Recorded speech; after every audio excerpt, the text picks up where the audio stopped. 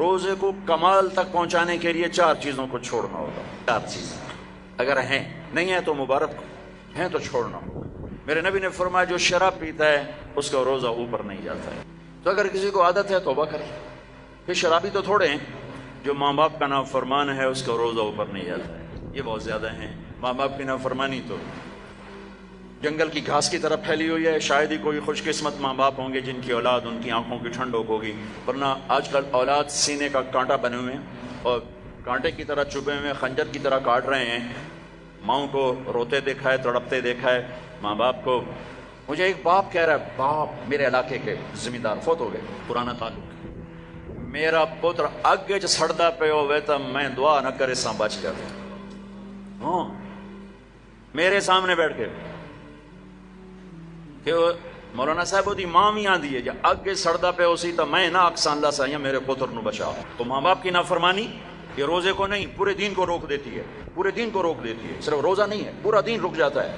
ایک صحابی علقمہ رضی اللہ تعالیٰ عنہ، ان کی بیگم کا پیغام آیا ہے کہ میرے خامن مر رہے ہیں، کلمہ نہیں پڑھا جا رہا. صحابی جن کے بارے میں اللہ کہتا ہے کلن وعد اللہ الحسنى، میرے محبوب تیرا ہر صحابی جنتی. وعدہ کیا نا، وعدہ. ان کی خطائیں معاف، یہ نہیں کہ ان سے گناہ نہیں ہوئے تو ہم نے معاف کر دیا، آپ کی توفیل معاف کر دی. تو آپ دوڑے ہوئے گئے، کہا بیٹا کلمہ پڑھو. کہا جی نہیں پڑھا جا رہا، بول رہے ہیں کلمہ نہیں پڑھا جا رہا. آپ نے پوچھا ماں باپ میں کون ہے؟ کہا جی ماں. آپ نے پوچھا ناراض ہے؟ کہا جی ناراض ہے. ہم بولو وہ آ گئی. تو آپ نے پوچھا علقمہ کی ماں تم ناراض ہو بیٹے سے؟ کہا جی ناراض ہو. کیوں ناراض ہو؟ اب وجہ سننا، آج کل کی وجہ نہیں، وجہ سننا. کہ یا رسول اللہ میرا بچہ بہت نیک ہے، رات کا اٹھنے والا تھا، دن کا روزے والا تھا، لیکن مجھ سے بات بدتمیزی سے کرتا تھا، سخت لہجے میں بولتا تھا. مجھے اس کا دکھ ہے، اس نے اپنی زبان سے میرا دل توڑا، زخمی کیا. اللہ اللہ.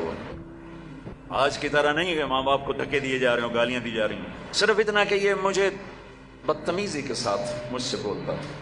تو آپ نے کہا معاف کرو گی؟ کہا میرا جی نہیں چاہتا. آپ نے کہا میں آگ لگا دوں اس کو، پھر سفارش کرو گی؟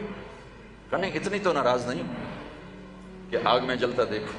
کہا پھر اگر تو نے اسے معاف نہ کیا تو اللہ اسے آگ میں جلا دے گا. کہا اچھا میں معاف کرتی ہوں، میں معاف کرتی ہوں. آپ نے کہا بیٹا کہو لا الہ الا اللہ. تو ان کی زبان سے نکلا لا الہ الا اللہ اور جان نکل. پھر آپ نے ان کا جنازہ پڑھا اور جنازے کے بعد آپ نے اعلان فرمایا جس نے ماں باپ کو تکلیف دی